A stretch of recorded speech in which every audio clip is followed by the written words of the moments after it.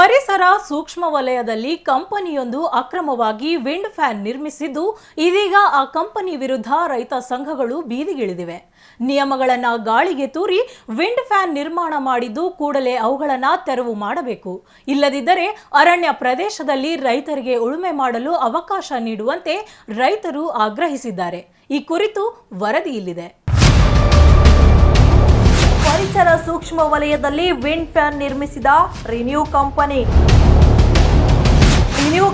ವಿರುದ್ಧ ಬೀದಿಗಿಳಿದ ರೈತ ಸಂಘಗಳು. ಸೂಕ್ಷ್ಮ ವಲಯದಲ್ಲಿ ನಿರ್ಮಿಸಿದ ವಿಂಡ್ ಫ್ಯಾನ್ ತೆರವು ಮಾಡುವಂತೆ ರೈತರ ಆಗ್ರಹ. ಫ್ಯಾನ್ಗಳನ್ನು ಅಳವಡಿಸಿದಂತ ಅಧಿಕಾರಿಗಳಿಗೆ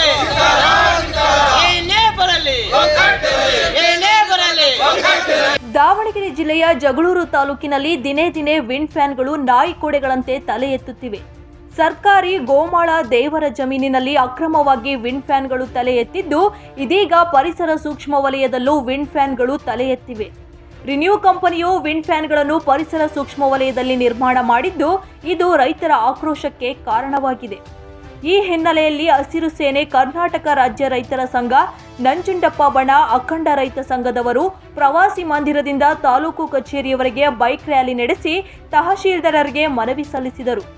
ರಂಗಯ್ಯನದುರ್ಗ ಕೊಂಡುಕುರಿ ಅರಣ್ಯ ವ್ಯಾಪ್ತಿಯ ಸೂಕ್ಷ್ಮ ವಲಯದಲ್ಲಿ ರಿನ್ಯೂ ಕಂಪನಿ ವಿಂಡ್ ಫ್ಯಾನ್ಗಳನ್ನು ನಿರ್ಮಾಣ ಮಾಡಿದ್ದು, ಕೂಡಲೇ ಅವುಗಳನ್ನು ತೆರವು ಮಾಡಬೇಕೆಂದು ರೈತರು ಆಗ್ರಹಿಸಿದ್ದಾರೆ. ವಿಂಡ್ ಫ್ಯಾನರು ಈ ನಮ್ಮ ಬರ ತಾಲೂಕಂತಂದು ಬಂದು ಇಲ್ಲಿ ಎಲ್ಲ ಕೊಂಡ್ಕೊಂಡು ಜನಗಳು, ಬಡವ ಜನಗಳೆಲ್ಲ ಆಸ್ತಿ ಕೊಂಡ್ಕೊಂಡು ಎಲ್ಲ ದಿವಾಳಿ ಹಬ್ಸಕ್ಕೆ ಹಚ್ಬಿಟ್ರು.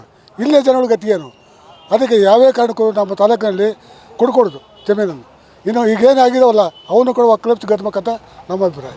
ಯಾಕಂದರೆ ಇಲ್ಲಿ ಇರ್ತಕ್ಕಂಥ ಜನಗಳಿಗೆ ಜಮೀನಿಲ್ಲ, ತಿನ್ನೋಕೆ ಅನ್ನಲ್ಲ, ಕೇವಲ ಇರ್ತಕ್ಕಂಥ ಸ್ವಲ್ಪ ಜಮೀನು ಹೊರಗಡೆ ಬಂದು ನುಂಗ್ಕೊಂಡು ಹೋಗ್ತಾರೆ. ನಮ್ಮ ಗತಿ ಏನು? ಆದ ಕಾರಣದಿಂದ ನಾವು ಯಾವ ಕಾರಣ ಕೂಡ ನಮ್ಮ ಜಮೀನುಗಳನ್ನು ಮಾರಬಾರ್ದು.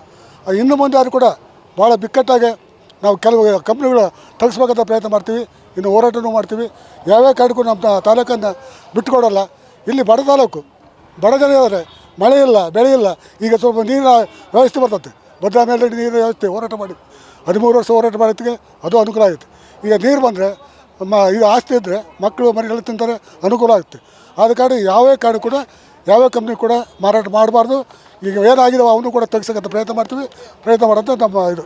ವಿಂಡ್ ಫ್ಯಾನ್ಗಳು ಜಗಳೂರು ತಾಲೂಕಿನಲ್ಲಿ ಹೆಚ್ಚುತ್ತಿರುವ ಹಿನ್ನೆಲೆಯಲ್ಲಿ ಕಾಡು ಪ್ರಾಣಿಗಳು ಅರಣ್ಯ ತೊರೆದು ನಾಡಿನತ್ತ ಮುಖ ಮಾಡುತ್ತಿವೆ.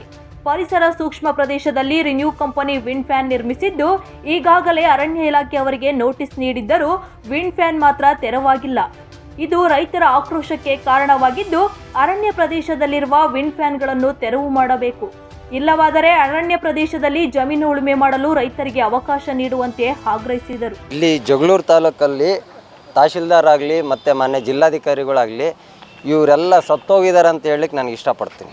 ಯಾಕೆ ಅಂದರೆ ಅವರಲ್ಲಿ ತಪ್ಪು ಮಾಡ್ತಾಯಿದ್ದಾರೆ ಅಂತ ಇವ್ರಿಗೆ ಗೊತ್ತಿದ್ದರೂ ಕೂಡ ಇವರು ಒಂದು ಕಾನೂನು ಚೌಕಟ್ಟಿನಲ್ಲಿ ಅವ್ರಿಗೆ ಅಲ್ಲಿ ಆ ಸ್ಥಳದಲ್ಲಿರ್ತಕ್ಕಂಥ ಮೆಟೀರಿಯಲ್ನೆಲ್ಲ ಸೀಸ್ ಮಾಡೋ ರೈಟ್ಸ್ ಇದೆ. ಆದರೆ ಮಾಡ್ತಿಲ್ಲ ಅಂದರೆ ಯಾಕೆ ಮಾಡ್ತಿಲ್ಲ ಗೊತ್ತಾ? ಅದೇ ಕೆಲಸವನ್ನು ಯಾರೋ ಸಾಮಾನ್ಯ ವ್ಯಕ್ತಿ ನಾನು ಮಾಡಿದರೆ ಅಲ್ಲಿರ್ತಕ್ಕಂಥ ಎಲ್ಲ ಮೆಟೀರಿಯಲನ್ನು ಅವ್ರು ಸೀಸ್ ಮಾಡೋಕ್ಕೆ ಬರೋರು. ಯಾಕಂದರೆ ನಮಗೆ ದುಡ್ಡು ಇದ್ದಿಲ್ಲ, ನಮಗೆ ಧೈರ್ಯ ಇದ್ದಿಲ್ಲ. ಇವಾಗ ಇವರು ಏನು ಮಾಡ್ತಿದ್ದಾರೆ ಅಂದರೆ ಅವೆಲ್ಲ ದೊಡ್ಡ ದೊಡ್ಡ ಮಲ್ಟಿನ್ಯಾಷನಲ್ ಕಂಪ್ನಿಗಳು ಮತ್ತು ರಾಜಕಾರಣಿಗಳು ಅವು. ಹಾಗಾಗಿ ರಾಜಕಾರಣಿಗಳು ಕೈಗೊಂಬೆ ಆಗಿದ್ದಾರೆ. ಜಿಲ್ಲಾಧಿಕಾರಿಗಳಾಗಲಿ, ತಾಲೂಕು ತಹಶೀಲ್ದಾರರು ಮತ್ತು ರೆವಿನ್ಯೂ ಡಿಪಾರ್ಟ್ಮೆಂಟ್ ಪ್ರತಿಯೊಂದು ಇಲಾಖೆನೂ ಅವ್ರು ಕೈಗೊಂಬೆ ಆಗಿದ್ದಾರೆ. ಅವ್ರು ಹೇಳಿದ್ದೇ ವೇದವಾಕ್ಯ ಆಗಿದೆ. ಮಾನ್ಯ ಜಿಲ್ಲಾಧಿಕಾರಿಗಳು ಈ ಹಿಂದೆಲ್ಲ ಹಿಟ್ಲರ್ ಅಂತ ಇದ್ದಂತಲ್ಲ, ನಾವೇನು ನೋಡಿಲ್ಲ.